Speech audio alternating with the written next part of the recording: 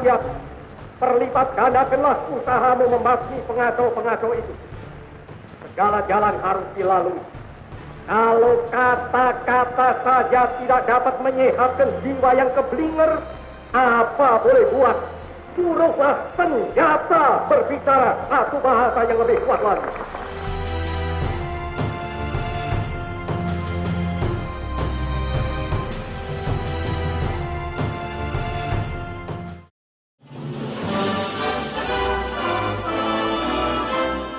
Halo Sobat Cerdas Guru Ahli, berjumpa kembali di channel Guru Ahli. Pada tayangan video kali ini kami sedang berada di Gedung Juang 45 atau Museum Kesejarahan Jakarta.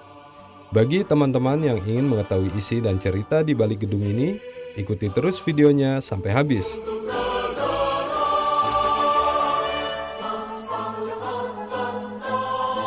Di pelataran depan gedung ada galeri 6 wanita pahlawan nasional Indonesia dengan kumpulan telapak tangan wanita pejuang 45 dan pengisi pembangunan. Di antaranya adalah Hajah Ahmad Dahlan, Nyi Ageng Serang, Hajah Rangkayo Rasuna Said, Hajah Fatimah Siti Hatina Soeharto, Hajah Fatmawati Soekarno, Opu Daeng Risaju.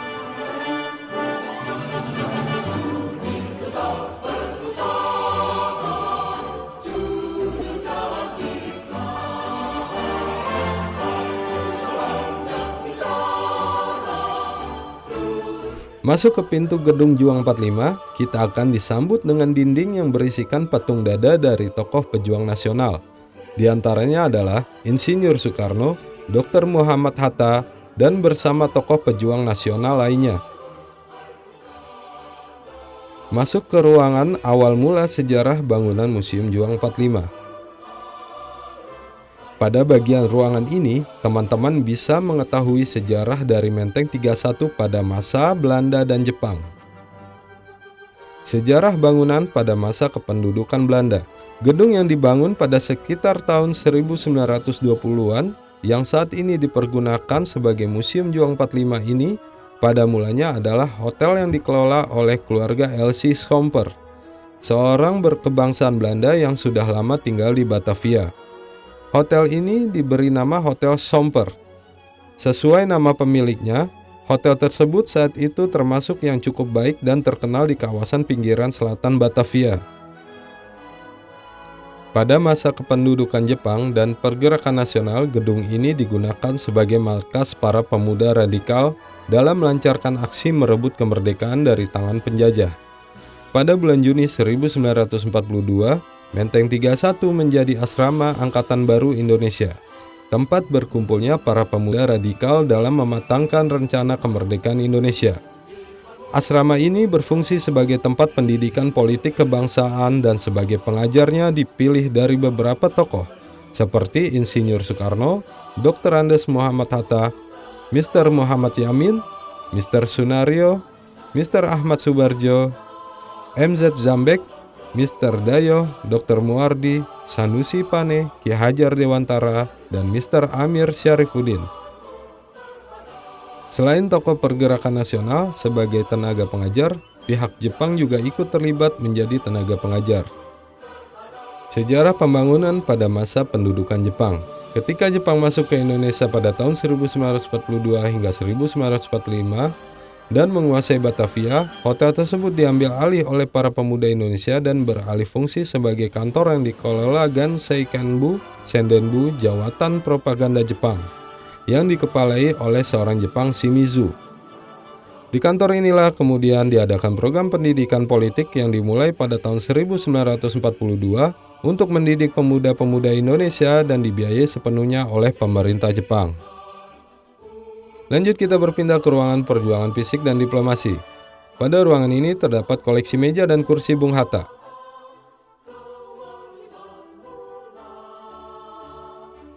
Di dalam sini juga terdapat lukisan besar pertempuran Jawa Timur antara Tentara Republik Indonesia dan Tentara Belanda yang terjadi pada tahun 1945 di daerah Jawa Timur.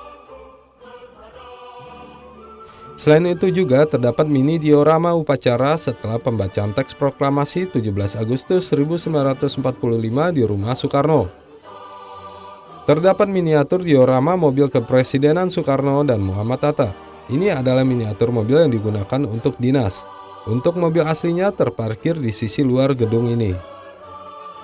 Masih di ruangan yang sama terdapat miniatur kapal perang Amerika Serikat yang bernama USS Renville.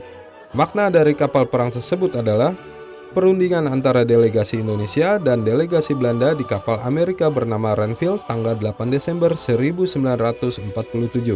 Renville adalah nama sebuah kapal pengangkut Angkatan Laut Amerika Serikat yang berlabuh di Pelabuhan Tanjung Priuk, Jakarta pada tanggal 2 Desember 1947. Di atas geladak kapal ini dilakukan perundingan antara Indonesia dan Belanda, yang kemudian menghasilkan naskah persetujuan yang dikenal sebagai Persetujuan Renville. Dan samurai ini adalah Samurai Gunto, yang diserahkan oleh Jepang kepada sekutu ketika Jepang menyerah dengan sekutu. Samurai Gunto atau pedang Jepang merupakan perlengkapan militer standar yang dibedakan menjadi dua, keluaran Angkatan Darat sebagai Shin Gunto dan Angkatan Laut sebagai Kai Gunto. Tali ornamen atau tassel dibuat dari sutra dan katun, menentukan pangkat pemilik pedangnya. Pada tanggal 23 September 1945, pimpinan Angkatan Perang Jepang menyerahkan 3 bilah Gunto kepada sekutu di Kupang yang berarti penyerahan kekuasaan kepada sekutu. Kemudian di sebelah ada ruang seputar proklamasi. Di area ini terdapat beberapa diorama, salah satunya diorama ketika Bung Karno dan Bung Hatta diculik oleh pemuda ke Rengas Dengklok. Pada saat itu pemuda membawa Bung Karno dan Bung Hatta ke markas peta, namun Bung Karno menolak dan lebih memilih ke rumah penduduk di sebelahnya. Terdapat juga diorama sedang dibuatnya teks proklamasi di rumah Laksamana Muda Maeda. Disinilah dibuat atau dirumuskannya teks proklamasi. Selanjutnya ada diorama pemuda Menteng 31. Kegiatan pemuda dari Menteng 31 pasca proklamasi yaitu ingin segera merebut kekuasaan Jepang sebagai perwujudan dari istilah pemindahan kekuasaan dan lain-lain. Peristiwa pengambil alihan stasiun Jakarta Manggarai sebagai bentuk pengambil alihan kekuasaan pertama dari Jepang. Berpindah ke ruangan lain, kita akan memasuki ruang perjuangan menuju NKRI. Di sini terdapat barang-barang asli peninggalan dari para pejuang dari Laskar Wanita Indonesia.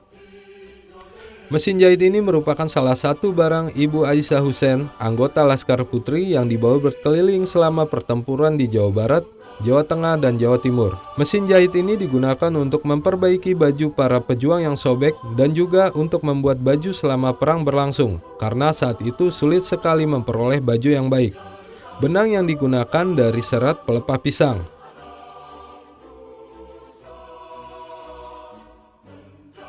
Selain itu juga ada beberapa senjata berupa senapan semi-otomatis M95 dan Thompson M1A1 yang merupakan senjata hasil rampasan pasukan TRIP dari tentara sekutu pada tahun 1945 hingga 1949 di Jawa Timur.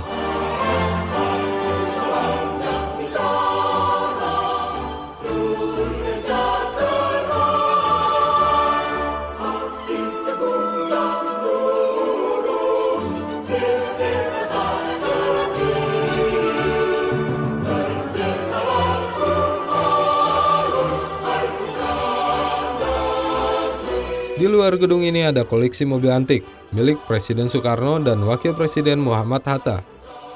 Maksud plat nomor mobil Rep 1 merupakan Republik 1, bukan replika.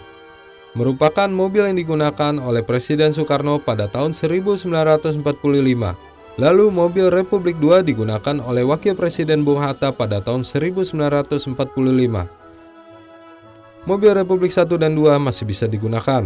Mobil ini terakhir digunakan pada tahun 2019 untuk merayakan Hari Kemerdekaan Republik Indonesia.